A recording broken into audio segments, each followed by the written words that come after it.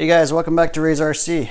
Got another review going on today, and we are going to review basically upgrade number 4 in the Slash 2-wheel drive build series.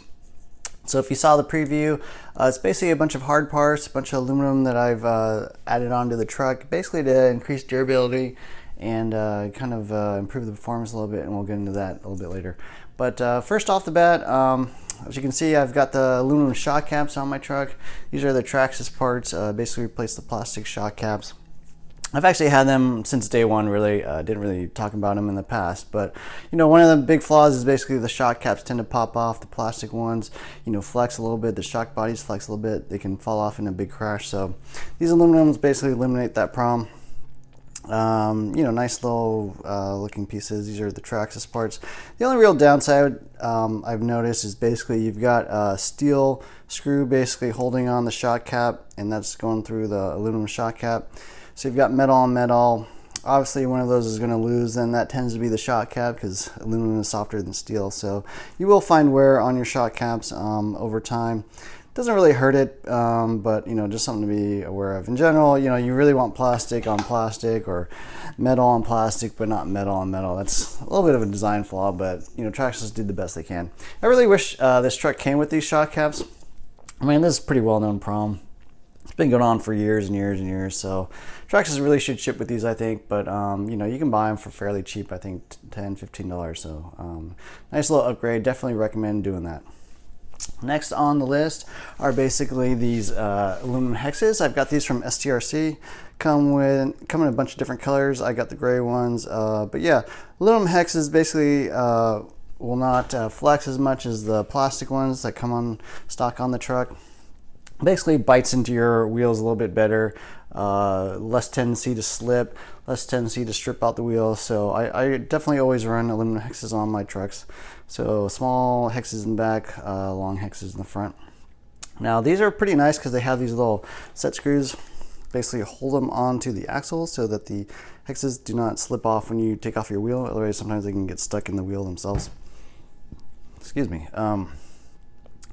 I did have one problem with one set screw. So out of the 4 hexes, one little set screw wasn't quite machined correctly. You know, my hex driver wouldn't actually get in there, so I had to take that out and replace it with another set screw I found. Not a big deal, but you know, a little bit of a quality control issue. So a little bit of thumbs down to STRC for that. I'm sure if I called them or emailed, they'd send me out a new one, but you know, I had a spare lying around, so it wasn't a big deal. But yeah, I definitely like these aluminum hexes, and highly recommended. Now, in addition to the aluminum hexes, I recommend you get some aluminum serrated locknuts.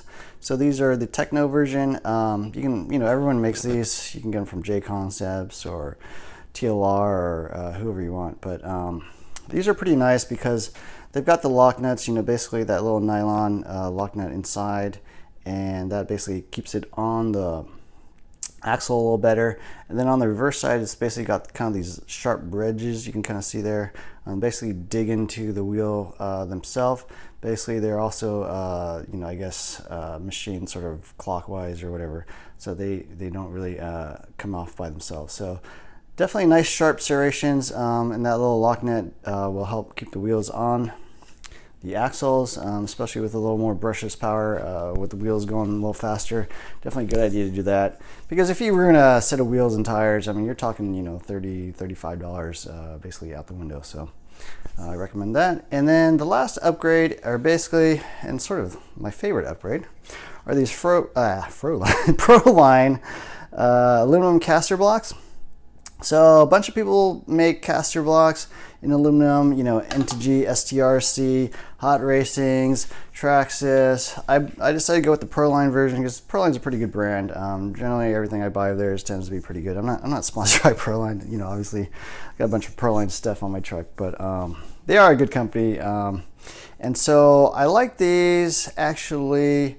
You know, why do you get aluminum caster blocks? Well, the other big issue durability wise with the truck is basically at the stock caster blocks are plastic. They can kind of flex a little bit in a crash, and they kind of bend off. And I actually did bend a kingpin. So one of these pins right here, mine actually got bent with the plastic version. So I'm running the aluminum now. Should definitely prevent that from happening. Now, the nice thing about the Prolines is they actually have 2 holes basically for your camber links, I guess you call them. Yeah, camber links. And the stock hull is basically the outside hull. They added an inner hull, which I'm obviously running on. And you know, some of the other companies do that. I think the hot racing version and some of the Integy versions also have multiple hulls, but the Traxxas one does not. I think the STRC one does not either. So definitely buy one with multiple hulls on the front. And so what does that actually do? Well, with the inner hull, actually what happens is you are shortening this camber link right here. So with a shorter camber link, what you get is what's called basically camber gain when the suspension compresses. So you'll notice basically, you know, every steering knuckle is basically held on by 2 points, right? The camber link on top and then the A-arm on the bottom. Now, if this is shorter than the top, what happens is basically when your suspension compresses, that basically pulls in the top faster than the bottom. And what that basically means is as the wheel, basically as the suspension compresses, the wheel actually will kind of tilt in a little bit. And so that's the camber gain. You know, you might run this at say -1 degrees on your truck, and then as the suspension compresses, it actually goes up to, you know, like -2 degrees or something. And why is that helpful, or why is that important? Well, all right, we're getting a little bit more of vehicle tuning here, but basically when you're driving the truck and you're going around the corner and you make a right-hand turn, right? You're going around the corner, let's say the wheel's on here, you're making a right-hand turn. Well, obviously the weight's going to shift over to the left, right? Your wheels hopefully don't fall off, but the weight shifts to the left, the front suspension arm kind of compresses. If you got a little bit of camber gain, that wheel's actually going to tilt in a little bit more also as the vehicle rolls and the weight transfers to the outside wheel. And with a little more camber gain, or a little more camber when the suspension is compressed, you're getting a little more to kind of the optimal angle for your tire to be digging down into the dirt, right? So when you're going around a corner, you don't want your wheel just straight up and down. You want it angle a little bit, basically to get the optimal amount of angle, basically digging into the dirt, getting a little more traction, and allowing you to kind of steer around the corner a little more. So just like when you ride a bike, right? When you go around a corner, your bike kind of leans to the right, and the tires are now actually at an angle to the ground.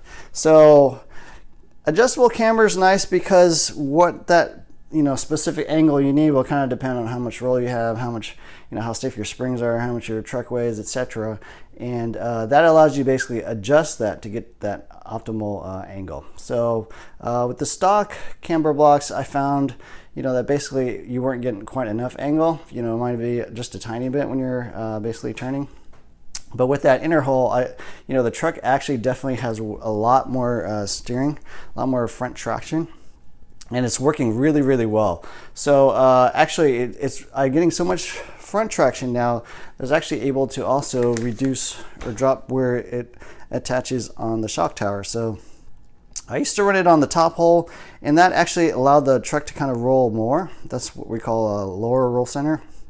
Allow the truck to roll a little bit more, kind of let the weight transfer to the outside wheel and get a little more traction that way. So that's what I was doing in the past. But now that I'm running this inner hull on the caster, the caster block, I'm actually can run the lower, or you know, basically the middle hull here on the shock tower. That's less roll because I already have a ton of traction already. So with less roll, you actually get a little more responsive steering from the truck. So I have both more traction and more steering and more response. Basically, the truck will kind of dive into the corner and then immediately change directions. When you're running a lot of roll, you know, you'll kind of get in the corner, and as you start turning, the truck will kind of roll a bit, and you kind of have to wait a little bit for the truck to finish rolling, loading up that outside wheel, and then you can kind of continue around the corner. So this little hole right here doesn't look like much, but it actually made a huge difference in the way the truck drives.